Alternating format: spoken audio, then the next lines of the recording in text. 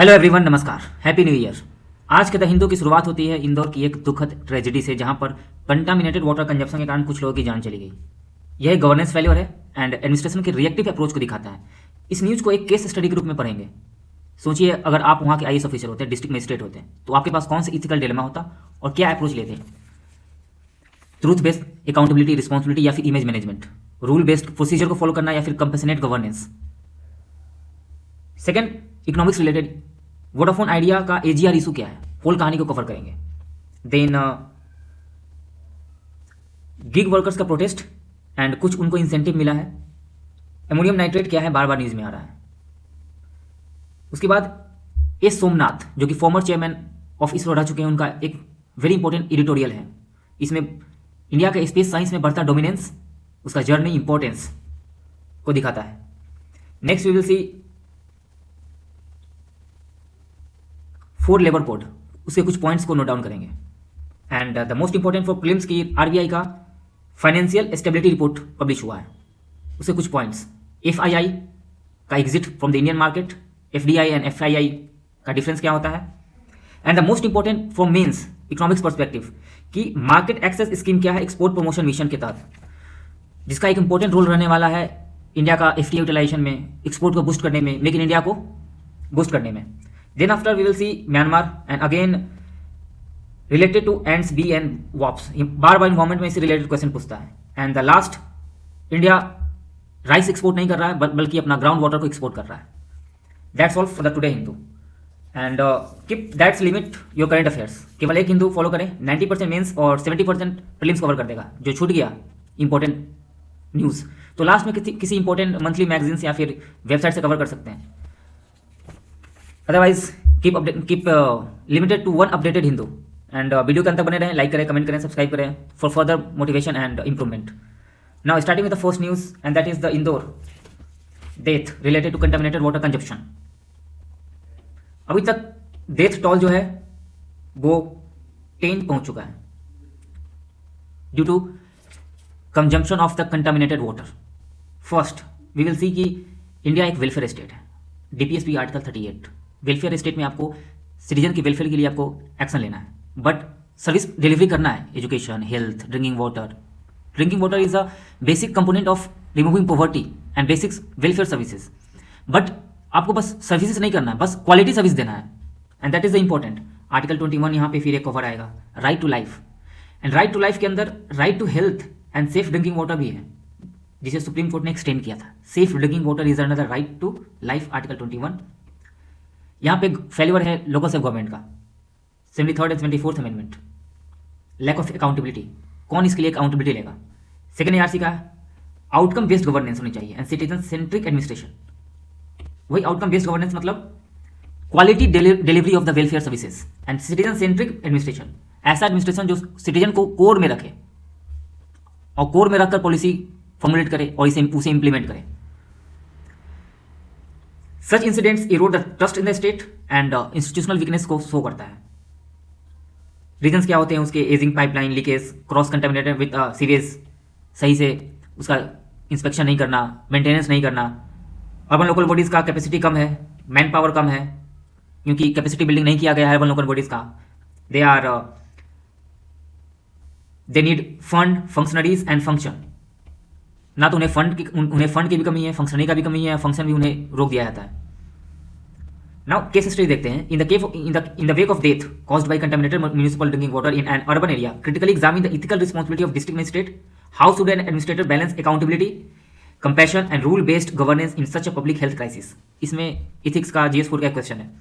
इसमें stake holders कौन कौन से इन्वॉल्व है। अफेक्टेड सिटीजन्स, जो कि पुअर, एल्डरली एंड चिल्ड्रन है। Affected citizens, family of the deceased, municipal corporations, officials, public health engineering department जिनका इंस्पेक्शन का काम होता है, state government, media and civil society, and you as a district magistrate. Values, right to life, article 21, compassion and empathy, accountability, responsibility, integrity, transparency, justice, and that is the substantive justice, not that mechanical justice. Substantive justice मतलब article 40 में substantive justice है, जिसमें unequal should not be treated equal, rich and poor unequal should not be treated equally. Poor को ज़्यादा preference मिलनी चाहिए, that is called equity and substantive justice. Dilemma क्या है? ट्रुथ, या तो आप डिस्क्लोज कर दो अपने फैक्ट्स को कि क्यों ऐसा घटना हुआ, या फिर इमेज मैनेजमेंट करो, प्रेस कॉन्फ्रेंस करके this is propaganda, that type of press conference कर सकते हो इमेज मैनेजमेंट के लिए, या फिर डिस्क्लोज ट्रुथ कर दो। एंड इमेज मैनेजमेंट करने के प्रेस कॉन्फ्रेंस में या तो आप सप्रेस फैक्ट कर दोगे जिससे कि violate transparency and trust, this is against the ethical governance. Individual blame और सिस्टमेटिक फेलियर, या तो किसी ऑफिसर्स को ब्लेम कर दो कि some particular officer for the local bodies is responsible for this incident, या फिर आप टोटल एडमिनिस्ट्रेटिव फेलियर लो कि एक लार्जर सिस्टम का फेलियर है और उसे इंप्रूव करना पड़ेगा। रूल बेस्ड प्रोसीजर या फिर कंपेशनेट गवर्नेंस, रूल को फॉलो करो या फिर प्रोएक्टिव होकर लोगों को वेलफेयर में एक्शन लो, जैसे विक्टिम्स को जल्द से जल्द हॉस्पिटल पहुंचाना, उन्हें कंपेंसेशन दिलवाना। फर्स्ट एक्शन क्या होनी चाहिए? Immediate humanitarian response, first priority होनी चाहिए कि ह्यूमैनिटेरियन रिस्पॉन्स दे। जो कंटेमिनेटेड वाटर है उसको सप्लाई को इमीडिएटली स्टॉप करें and arrange emergency safe water, और उसके जगह पर अल्टरनेटिव सेफ वाटर का अरेंजमेंट करें, टैंकर के थ्रू जैसे भी करें। ये स्टेप बाय स्टेप आपको जो करना है। देन 24/7 मेडिकल कैंप वहाँ पे लगाएं कि अगर और ज़्यादा ये फैलता है तो फिर किसी का देश ना हो, जल्द से जल्द वहीं पे इलाज हो जाए। इथिकल यहाँ पे इथिक्स यहाँ पे ये बोलता है कि human life is non negotiable. And second, आपका एक्शन होनी चाहिए कि ट्रांसपेरेंसी एंड पब्लिक कम्युनिकेशन। आप प्रेस कॉन्फ्रेंस कर सकते हैं जिसमें एक truth and verified information share करें और एडवाइस दें लोगों को कि पैनिक ना हो, मिस इन्फॉर्मेशन क्रिएट ना हो, एंड एक्सेप्ट करें अपनी रिस्पॉन्सिबिलिटी को administration, and that is the truthfulness and trust building in the core of ethical governance. Accountability हो with fairness, fix responsibility at individual level पर भी रिस्पॉन्सिबिलिटी फिक्स करो और सिस्टमेटिक लेवल पर भी रिस्पॉन्सिबिलिटी फिक्स करो। क्या हुआ, इंस्पेक्शन में कमी हुआ या फिर लीकेज हो गया या फिर क्रॉस कंटेमिनेटेड हो गया सीवेज के साथ। Then preventive and structural reform, water pipeline को ऑडिट करना, टाइमली ऑडिट ऑफ, अगर टाइमली ऑडिट होता, वाटर पाइपलाइन डेली इंस्पेक्शन होता तो फिर ये घटना नहीं होता। सीवेज कंटेमिनेशन पॉइंट को देखेंगे, real time water quality monitoring लगा देंगे कि फ्यूचर में ऐसा घटना ना हो। And mandatory safety protocol for urban local engineer, उनके लिए एक प्रोटोकॉल कि ये आपको प्रोटोकॉल कॉल फॉलो करना है, अगर नहीं करें तो फिर आपको फ्यूचर में रिस्पॉन्सिबिलिटी लेना होगा।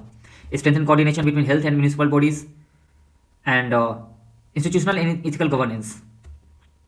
सेंसिटाइजेशन ऑफ अपने ऑफिसर्स को सेंसिटाइज करें about the public servant ethics, कि आपका प्राइम ऑब्जेक्टिव होना चाहिए लोगों को सेवा करना, ड्यूटी को फुलफिल करना। And last we can conclude, in public administration neutrality, procedures, formality ends when the human life begins. Human life given the most important priority in public administration. Public administration is all about the administration, मतलब serving the welfare, public people, serving the welfare of the people, and in this case the people should be central in all the policy formulation, implementation and core of the administration. Second, Vodafone Idea gets relief on AGR due. ये issue है क्या? AGR का जो due है, adjusted gross revenue, recently union cabinet ने approved freezing of the Vodafone Idea adjusted gross revenue due 87,000 का जो AGR था, उसको बोला है कि 5 ईयर के अंदर आप फ्लेक्सिबिलिटी है कि आप 5 ईयर के अंदर आप पेमेंट करें। नॉर्मली ये एडजस्टेड ग्रॉस रेवेन्यू है क्या? ये कहानी शुरू होती है 10 साल पहले से, उससे ही पहले से। वोडाफोन एक टेलीकम्युनिकेशन कंपनी है। कंट्रोवर्सी होती है रेवेन्यू को लेकर। गवर्नमेंट का क्या था कि एक ब्रॉड डेफिनेशन दिया कि रेवेन्यू क्या पेमेंट करना है, और कंपनी का नैरो ऑब्जेक्टिव था। एग्जाम्पल में देखते हैं, जैसे जब भी टेलीकम्युनिकेशन कंपनी काम करती है तो गवर्नमेंट को लाइसेंस पे करती है। टेलीकम्युनिकेशन के क्षेत्र में licence and spectrum use charge, spectrum को यूज करने का जो फीस होता है, चार्ज होता है। गवर्नमेंट का कहना है कि रेवेन्यू जो टेलीकम्युनिकेशन कंपनी को पे करना है, ना केवल इसी से करना है, लाइसेंस फी या फिर स्पेक्ट्रम यूज चार्ज, बट आप अदर जहाँ से भी कमाए हो, अदर नॉन टेलीकॉम सोर्सेज, जैसे कि इंटरेस्ट आपका जो कंपनी का था, बैंक में इंटरेस्ट जमा किए, आपका रियल एस्टेट में जो एसेट्स को सेल किए, कुछ ओल्ड इक्विपमेंट सेल किए, लैंड सेल किए, बैंक में डिपॉजिट्स रखें, उसका इंटरेस्ट अर्न किए, तो ओवरऑल जितने आप अर्न किए उसका आप रेवेन्यू पे करोगे गवर्नमेंट को, टैक्स। वेरेज कंपनी का कहना था कि हम केवल जो कोर बिजनेस है मेरा टेलीकम्युनिकेशन का सर्विस, उसका रेवेन्यू देंगे। इस पर लेकर दोनों में कंट्रोवर्सी क्रिएट हुआ। 15 ईयर्स का केस चला कोर्ट में। 2019 में सुप्रीम कोर्ट ने बोला, गवर्नमेंट के फेवर में जजमेंट दिया कि कंपनी को पे करना पड़ेगा सारा मनी, साथ में पेनाल्टीज भी करना पड़ेगा और इंटरेस्ट भी, जो अभी तक का इंटरेस्ट हुआ। ये तो काफ़ी बर्डन हुआ कंपनी पे, कंपनी को डूबने की कगार पे चला गया है, ऑलरेडी कंपनी लॉस में था। उसके बाद फिर गवर्नमेंट ने कंपनी के साथ, कंपनी को बचाने के लिए, उसके एम्प्लॉइज़ का जॉब ना लॉस हो जाए, अरेंजमेंट किया कि ठीक है आप एक्सटेंडेड पीरियड में किस्त बाय किस्त दे सकते हो। देन दूसरा चीज़ और किया गवर्नमेंट ने कि कंपनी के ही इक्विटी को खरीद लिया, और रिसेंटली 49% जो स्टेक होल्डर है गवर्नमेंट के पास है कंपनी का। इस तरीके से कंपनी सेव हो गया। And now the third news about the Zia passing leave, Khaleda Zia death जो कल हुआ था। बस यहाँ से प्रीलिम्स का पॉइंट उठाना है कि फर्स्ट वीमेन प्राइम मिनिस्टर, 80 की एज में इनकी डेथ हुआ। 2 time PM 1991 to 1996, 2001 to 2006। That's all. Ammonium nitrate bar bar news में रहता है। NH4NO3 use as fertiliser, fertiliser के रूप में यूज होता है। एंड इंडस्ट्रियल एक्सप्लोसिव, एक वाटर सोल्यूबल साल्ट है, rich source of nitrogen for the plant growth. Explosive होता है जब वो हाई हीट से एक्सपोज होता है, एंड जब उसमें कंबाइन होता है फ्यूल एंड ऑयल या फिर ऑयल, या फिर लार्ज क्वांटिटी में रखा हुआ, तब जाकर एक्सप्लोसिव हो जाता है। एमोनियम नाइट्रेट बार बार न्यूज में है तो फिल्म्स में आ सकता है। And gambling luxury in the prison, इसको लार्जर इशू दे सकते हैं कि prison reform. Women earning capacity does not absolve fathers of parental responsibility, High Court. That is not that much important as per the syllabus, बस society के लिए आप देख सकते हैं। गिग वर्कर्स, नाउ कल प्रोटेस्ट हुआ था, आज कुछ हद तक उनको राहत मिला है। कंपनी ने इंसेंटिव देना शुरू किया है जिससे कि लोग काम पे आ सकें और जो स्ट्राइक था उसको डिजॉल्व कर दें। गिग वर्कर्स कौन होते हैं? सबसे पहले को गिग वर्कर्स का डिफिनेशन जो भी लिखना है ऑफिशियल लिखना है। कोड ऑन सोशल सिक्योरिटी 2020 जो गिग वर्कर्स को डिफाइन किया है, a person who perform work और participate in work arrangement, perform work or participate in work arrangement and earns from such activity outside the traditional employer-employee relationship। ये जो उनका जो contract based होता है, काम होता है, फ्रीलांसर का होता है, outside the traditional employer-employ relationship होता है। Just freelancer type, contract type काम करते हैं, प्रोजेक्ट टाइप काम करते हैं। ये काम है, बस उस काम को करना है, आज काम है, आज का काम करना है बस। About 1.5 to 2 crore gig workers का नंबर है 2025 में। एंड कंसर्न उनको जो exploitative algorithm, no assured minimum wage, कोई एजोर्ड मिनिमम वेज नहीं है, low unpredictability income and unpredictable income है, एक्सप्लॉयटेशन है, जिसको लेकर वो प्रोटेस्ट कर रहे थे। इसमें पॉलिटी से क्या कनेक्ट कर सकते हैं? Article 43 living ways for worker and article 42 DPSP just and human condition of work and 41 public assistance, all in DPSP। And constitution morality versus market reality. Market क्या करता है? मार्केट, गवर्नमेंट इसको regulate नहीं करना चाहता है गिग वर्कर्स के market को ज़्यादा, इसलिए कि अगर ज़्यादा रेगुलेट करते हैं तो कंपनी का प्रॉफिट कम जाएगा। कंपनी का प्रॉफिट कम कर जाएगा तो फिर कंपनी गिग वर्कर्स को एम्प्लॉय करना ही बंद कर देगी और गिग वर्कर्स का मार्केट बंद हो जाएगा, ऐसा गवर्नमेंट का मानना है। तो एक लिमिट बैलेंस्ड ही रेगुलेशन रखा जाए और कंपनी को ज़्यादा यहाँ पर स्पेस दिया जा रहा है। उसके जगह पे उससे क्या हो रहा है कि जो गिग वर्कर्स हैं, जोमेटो के, उबर के, ओला के, उनका एक्सप्लॉयटेशन हो रहा है, उनकी कोई सुनने वाला नहीं। तो यहाँ पे एक इशू आता है कि फंडामेंटल राइट, हर किसी का अपना फंडामेंटल राइट है, कॉन्स्टिट्यूशनल राइट है, but market, fundamental right versus constitutional right but market का प्रॉफिट, और मार्केट हमेशा प्रॉफिट ओरिएंटेड होता है, और जो मार्केट प्रॉफिट अर्न करता है हमेशा कंपनी चाहता है कि कम से कम वेस्ट दिया जाए, और वेस्ट को रिड्यूस करके ही उसका अपना प्रॉफिट इंक्रीज करने का कोशिश करता है कंपनी, और इस केस में एक्सप्लॉयटेशन होता है the voiceless poor gig workers का। Race to the bottom of the wage. UK में इनको वर्कर का स्टेटस मिल चुका है, जर्मनी में मिल चुका है, इंडिया नहीं दिया है, और इनको वर्कर का लेबर का दर्जा नहीं है, जिसके कारण इनको लेबर रिलेटिव जो वेलफेयर होते हैं, जो वेलफेयर गवर्नमेंट लेबर को देता है, लेबर का डिफिनेशन में ये नहीं आते हैं, तो लेबर के रिलेटेड जो वेलफेयर होता है इनको नहीं मिलता है, जैसे holidays, social securities, incident compensation, other type को नहीं मिलता। इनके लिए स्पेशल एक गवर्नमेंट ने स्कीम स्टार्ट किया था, PM जन Arogya Yojana, 5 lakh annual health coverage for gig workers. Next related to Indian space programme, काफ़ी इंपॉर्टेंट एडिटोरियल है, खुद लिखा गया है एस सोमनाथ, जो कि फॉर्मल इसरो चेयरमैन रह चुके हैं। Recently he is in distinguished visiting professor of Indian institute of science Bangalore. इनका कहना है कि इंडिया का राइजिंग है स्पेस सेक्टर में। कैसे? चंद्रयान 3 से स्टार्ट करते हैं। फर्स्ट नेशन इंडिया बना to land near south pole. Chandrayaan-3. First nation India became to land near South Pole. And Chandrayaan-1 2008 में हुआ था. Confirm the presence of water molecules. Chandrayaan-2 2019 जो कि लैंडर फेल हो गया था. High precision and prepared the ground for Chandrayaan-3. And Chandrayaan-3 soft landing successful हुआ. First soft landing near south pole India किया, जिसमें याद रखना है विक्रम एंड प्रज्ञान. विक्रम लैंडर था, प्रज्ञान रोवर था. विक्रम उतरा था, प्रज्ञान घुमा था. Now India became a trusted global partner in space. Over 400 foreign satellites have been launched abroad Indian rockets. Indian rockets पे करीब करीब 400 से ऊपर फॉरेन सैटेलाइट्स को इंडिया इसरो ने भेज चुका है. एंड 2014 में मंगलयान भेजा. 2023 में आदित्य L1 सूर्य को, आदित्य L1 सारे मिशन को ध्यान रखना है. आदित्य L1 सूर्य को ऑब्जर्व करने के लिए, सूर्य के कोरोना को ऑब्जर्व करने के लिए कि उसका इंपैक्ट क्या पड़ता है, स्पेस वेदर पर उसका इंपैक्ट क्या पड़ता है. न्यू स्पेस विजन क्या है, फ्यूचर में इंडिया क्या करने वाला है. गगनयान प्रोग्राम भेजने वाला है. Chandrayaan-4 एंड Chandrayaan-5 होगा. डीप लूनर एक्सप्लोरेशन होगा, लूनर पे का डीप एक्सप्लोरेशन होगा, वहाँ पे ह्यूमन भेजेगा. डेडिकेटेड वेनस मिशन भेजने वाला है, इंडिया भेजने वाला है. एंड भारतीय अंतरिक्ष स्टेशन स्थापना का एक अपना, जैसे इंटरनेशनल स्टेशन है, फिर चाइना अपना स्पेस स्टेशन है, उसी तरह से इंडिया अपना स्पेस स्टेशन बनाने वाला है. नाउ सैटेलाइट का यूज़ क्या होता है.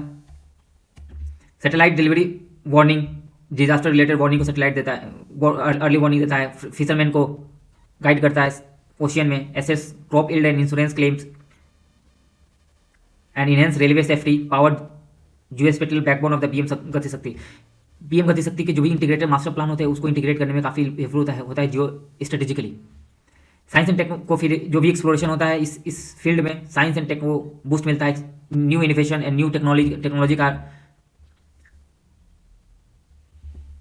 डिस्कवरी होता है. Then opening of the private fielders के लिए जो ओपनिंग फील्ड हुआ है उसमें बहुत सारे स्टार्टअप आए हैं और नया सैटेलाइट बना रहे हैं. नाउ हम कोलैबोरेट कर रहे हैं, नासा के साथ किए हैं, निसार सैटेलाइट भेजें इसी ईयर. तृष्णा सन के साथ कोलैबोरेट करने वाले, जापान के साथ, फ्रांस का ये है सन. लुपेक्स मिशन है जापान के साथ. एंड यूरोप का प्रोवा 3 में कोलैबोरेट करने वाला है. इस तरह के हम ग्लोबल पावर बन रहे हैं धीरे धीरे स्पेस सेक्टर में. Now this was related to substantive justice की सुप्रीम इलेक्शन कमीशन ने जब SIR कर रहा था बंगाल को, तो उसमें कंट्रोवर्सी हुआ कि आप अनमैप्ड जो जिनका फिजिकल वेरिफिकेशन नहीं हुआ है, जिनका वोटर लिस्ट में नाम है और फिजिकल लोकेशन का वेरिफिकेशन नहीं हुआ, उनको डिस्ट्रिक्ट इलेक्शन ऑफिसर्स बुलाया जा रहा था. अब कंट्रोवर्सी हुआ कि बूढ़े को, एल्डरली को, माइग्रेंट वर्कर्स को, लेबर को आप बुला रहे हैं ऑफिस में इतना दूर. तो अब क्या हुआ कि जो भी एल्डरली है, डिसेबल्ड है, उनके पास खुद इलेक्शन कमीशन का ऑफिसर जाएगा विजिट करने और फिर उनसे प्रूफ लेगा कि you are living here, your present address, और तब उनको मैप्ड वोटर ग्रुप में कन्वर्ट कर देगा. तो ये इशू बस ये है कि इलेक्शन कमीशन उनके यहाँ घर पे जाएगा. इसका मतलब सब्सटेंसिव जस्टिस का एग्जाम्पल हुआ. सब्सटेंसिव जस्टिस मतलब article 14, unequal should not be treated equally. आप जो यंग हैं, जो रिच हैं, उनको डिसेबल्ड एंड ओल्ड के साथ नहीं ट्रीट कर सकते हैं. सबको बुलाना, ऑफिस बुलाना जरूरत नहीं. कुछ के लिए आप उनके पास जाओ, उनको प्रेफरेंस दो.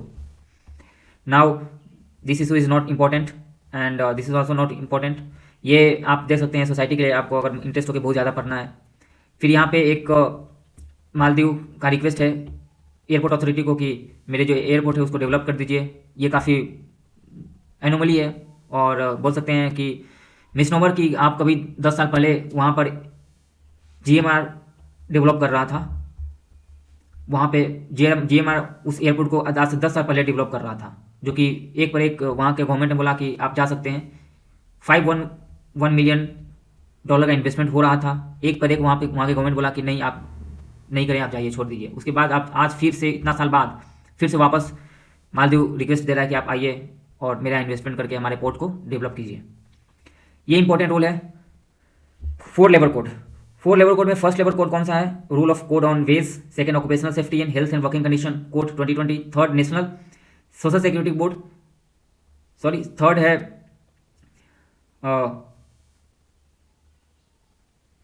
एक second, 4 rule of industrial relation code and third social security code.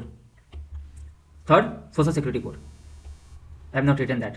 So third social security code, fourth rule of industrial relation code and second occupational safety and first rule of code of wages. इसमें क्या क्या कुछ बस important provisions देखते हैं. Mandate for 48 hours, एक सप्ताह में 48 आवर्स काम करना है. This all for formal employees के लिए, ना कि इनफॉर्मल के लिए. विमेन जो रात में काम करिए उनसे उनका कंसेंट लेना जरूरी है कि आप कंसेंट लेना जरूरी है रात में काम और आप किसी वीमेन से करवा रहे हैं तो रिटेन में कंसेंट लें और एडिक्वेट ट्रांसपोर्ट फैसिलिटी उनके लिए प्रोविजन कराएं एंड सीसीटीवी कैमरा वहाँ पे लगाएं। फिर क्रेच फैसिलिटी, जो भी एस्टेब्लिशमेंट 50 से ऊपर एम्प्लॉय करता है और वहाँ पे वीमेन स्पेशली है तो क्रेच फैसिलिटी होनी चाहिए, जहाँ पर बच्चे उनका जो वीमेन का बच्चा है वो वहाँ पर उस समय के लिए रह सके, जहाँ जब तक वो काम कर रही हैं। ये वीमेन पार्टिसिपेशन इकोनॉमिक में वीमेन पार्टिसिपेशन इंक्रीज करेगा। फिर allow secret ballot verification, trade union के वेरिफिकेशन के लिए सीक्रेट बैलेट के थ्रू वेरिफिकेशन किया जाएगा। क्लासिफाइड, ये इंपॉर्टेंट है, एक बार प्रीलिम्स में आ चुका है परमानेंट एम्प्लॉयमेंट का डेफिनेशन। फिक्स टर्म एम्प्लॉय क्या होता है ये, तो क्लासिफाई करता है permanent and temporary apprentices and probationary and बाल्दिस, इतने फॉर्म में क्लासिफाई करता है एम्प्लॉइज वर्कर्स को। एंड फिक्स टर्म एम्प्लॉय का डिफिनेशन है कि engagement of a worker on the basis of written contract of employment with the employ for the fix period. Contract based employment जो होता है उसको परमानेंट बोलते हैं। कॉन्ट्रैक्ट में होता है कि इतना फिक्स टाइम तक आपके साथ हम जुड़े हुए हैं, basis of written contract of employment with the employer for a fix period, उसको परमानेंट फिक्स्ड टर्म एम्प्लॉयमेंट बोलते हैं।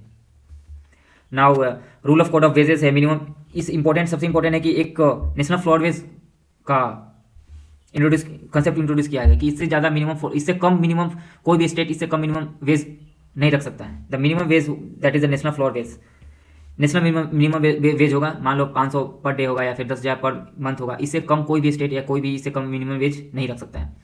फिर मिनिमम वेज को कैसे कैलकुलेट किया जाएगा काफ़ी डिटेल में दिया हुआ है, यहाँ पे आप पढ़ सकते हैं।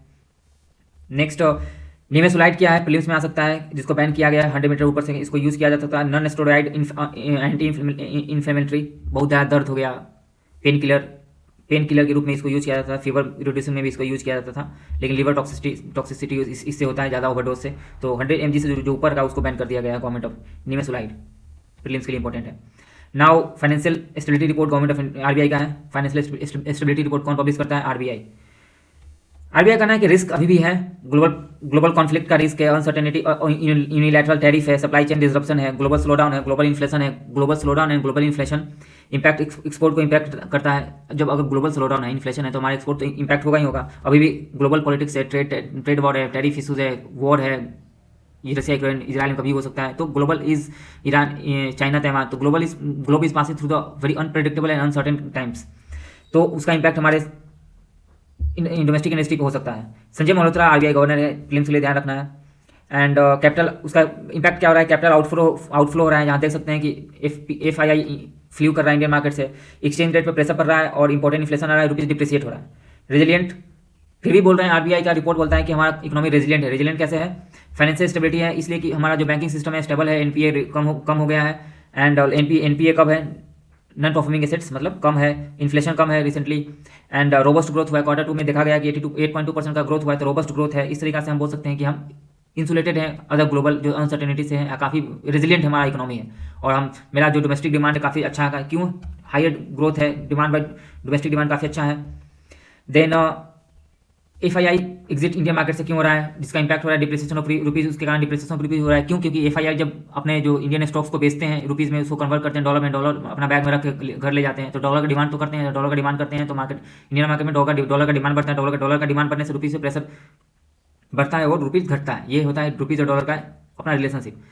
तो एफआईआई के बारे में देखते हैं। एफडीआई क्या होता है, स्टेबल होता है, एफआईआई वोलेटाइल होता है। FDI foreign direct investment, normally ये इस इक्विटी में किया जाता है, ये नॉर्मली बॉन्ड में किया जाता है, इक्विटी एंड बॉन्ड में। ये लॉन्ग टर्म के लिए किया जाता है, ये शॉर्ट टर्म के लिए किया जाता है। इसका पर्पस होता है कि कंपनी में पैसा लगाओ, बॉन्ड में कुछ, जैसे बॉन्ड का प्राइस हुआ उसको बेचो, निकल जाओ, प्रॉफिट अर्न करो। इसका होता है कंपनी में पैसा लगाओ, कंपनी में को हेल्प करो मैनेजमेंट में, उसको फंड दो, कैपिटल दो, उसको प्रॉफिटेबल बनाओ और तब जाकर वहाँ से और पैसा कमाओ। तो ये ज़्यादा इंपॉर्टेंट है एफडीआई, ये जल्दी पैसा लेकर जाता नहीं है, ये स्टेबल रहता है, ये वोलेटाइल होता है।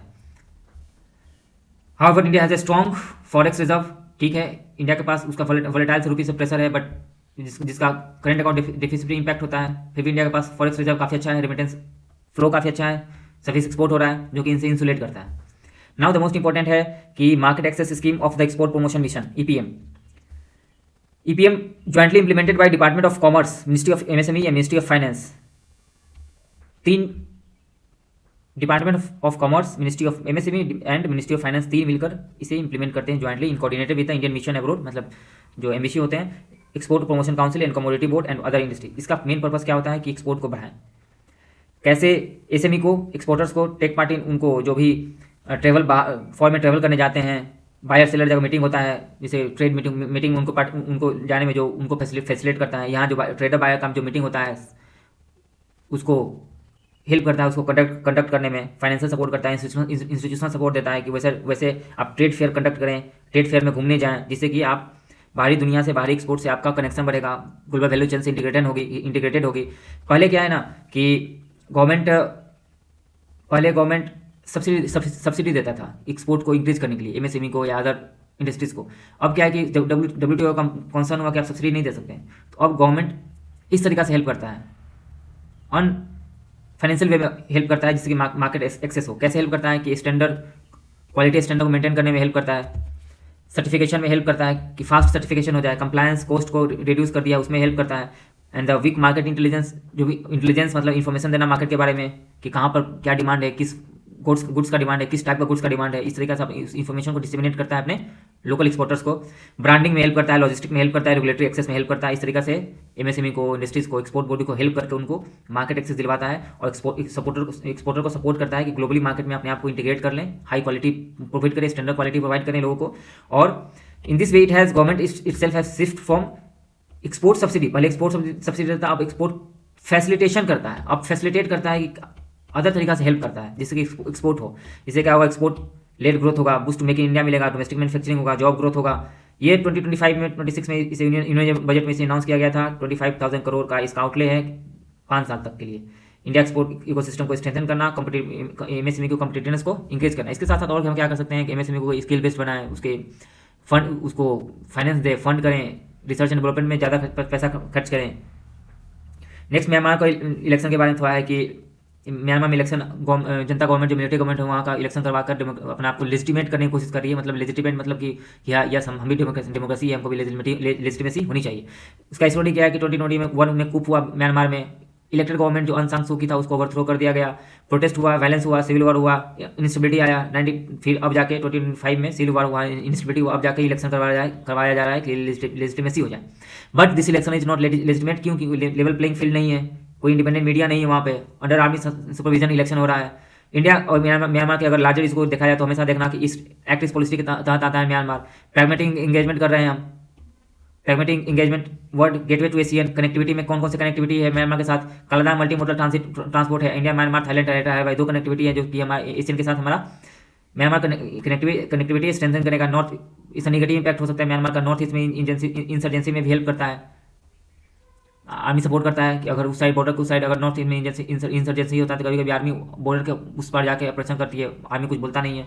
ड्रग्स आर्म ट्रैफिकिंग हो सकता है, अगर ज़्यादा इंस्टेबिलिटी हो, आर्मी का कंट्रोल ना हो तो फिर ड्रग आर्म्स ट्रैफिकिंग इजीली हो जाएगा म्यांमार बॉर्डर के थ्रू। काफ़ी लंबा बॉर्डर लगता है म्यांमार का, कौन कौन से है, अरुणाचल प्रदेश है, नागालैंड है, मिजोरम है और मणिपुर है, 4 स्टेट है, नागालैंड, मिजोरम, नागालैंड, अरुणाचल प्रदेश, नागालैंड, मिजोरम, मणिपुर, असम नहीं है। रिफ्यूजी क्राइसिस हो सकता है। नेक्स्ट वेरी इंपॉर्टेंट, इसको एक सेपरेट इन्वायरमेंट का एक टॉपिक आता है, बार बार यूपीएससी पूछता है एंड बी एंड वर्ब्स को लेकर। इससे सेकंड उसका पीवाईक्यू करेंगे सेपरेट से। बट यहाँ पे क्या इशूज़ हैं, यहाँ पे बोला गया है कि जो क्रोमोसोम चेंज होता है बॉडी में इन तीनों इंसेक्ट्स के, वो लिंक्ड है माइक्रोकोंडियल जीन इवॉल्व से। इनका इसमें कहा जा रहा है कि इंसेक्ट्स डिफरेंट तरीका से मेल एंड फीमेल बनता है इंसेक्ट्स में, एंड बी एंड वर्ब्स में स्पेशली। कैसे होता है, जब एक फर्टिलाइज करता है जिसमें फीमेल एंड मेल दोनों का एक एक क्रोमोसोम का जीन होता है, तब जाकर फीमेल बनता है। Female has 2 set of chromosome, male का भी और फीमेल का भी, दोनों का सेट उसमें क्रोमोसोम सेट होता है, उसको बोलते फीमेल। बट मेल में एक ही सेट हो, मेल फर्टिलाइज नहीं होता है, वाइल अंडर अनफर्टिलाइज एग मतलब फर्टिलाइज नहीं हुआ है, मेल में बस एक ही क्रोमोसोम है मेल का, अनफर्टिलाइज है, उसको बोलते हैं हैप्लॉइड और उसको बोलते हैं डिप्लॉइड। इस तरीके से सेक्स डिटर्मिनेशन जो होता है एंड्स बी वॉक्स में, वो होता है हैप्लोडिप्लॉइड, इसको बोलते हैं हैप्लोडिप्लॉइड। प्रीलिम्स के लिए इंपॉर्टेंट हो सकता है हैप्लोडिप्लॉइड मतलब एक ही क्रोमोसोम होता है, मेल होता है, 2 क्रोमोसोम होता है, फर्टिलाइज होता है, डिप्लॉइड बोलते हैं, फीमेल होती है। इस तरीके से सेक्स रिकॉग्निशन होता है एंड बी एंड वॉक्स में। फिर बात किया है माइटोकॉन्ड्रिया, यूपी में आ चुका है। माइटोकॉन्ड्रिया जानते हैं कि सेल पावर हाउस होता है, एटीपी एनर्जी जो होता है एनर्जी सेल का वो यहीं से निकलता है और energy house of the cell बोला जाता है। एंड फिर बोला गया है इसमें टोटल कंक्लूजन इसका है कि insects with haplo diploid sex determination so much faster mitochondrial evolution than the insect with diploid effect. इनका माइक्रोकॉन्ड्रियल इवोल्यूशन ज़्यादा होता है। ये इंपॉर्टेंट फिल्म्स के लिए है। Next, India status as world rice leader argue water crisis. India overtook China as world largest producer of rice. देखो, India बस लार्जेस्ट एक्सपोर्टर ही नहीं है राइस का, लार्जेस्ट एक्सपोर्टर भी है, लार्जेस्ट प्रोड्यूसर भी है। सेकंड में अब चाइना आ गया है लार्जेस्ट प्रोड्यूसर में। इंडिया प्रोड्यूसर भी लार्जेस्ट हो चुका है, एक्सपोर्टर में भी लार्जेस्ट हो चुका है, और हम एक्सपोर्ट करते हैं अदर कंट्रीज को राइस। आर्टिकल बोला गया दिस इज अनसस्टेनेबल, ये सस्टेनेबल नहीं है, इन्वायरमेंटल नहीं है। क्यों? क्योंकि हम अपने ग्राउंड वाटर को एक्सपोर्ट कर रहे हैं। चावल के प्रोडक्शन में काफ़ी वाटर का यूज़ होता है। एग्जाम्पल बोल सकते हैं कि हरियाणा में कभी 30 फीट के डीप में पानी ग्राउंड वाटर आ जाता था, अब वही बढ़ के 80 to 200 फीट चला गया वाटर का level. Ground water day by day India का रिड्यूस हो रहा है, क्योंकि हम ज़्यादा इरिगेशन ग्राउंड वाटर से ही करते हैं। रिवर और कैनल है, जो रिवर से निकलता है कैनल है, बट कैनल का यूज़ नहीं करते हैं। 60% ग्राउंड वाटर से करते हैं।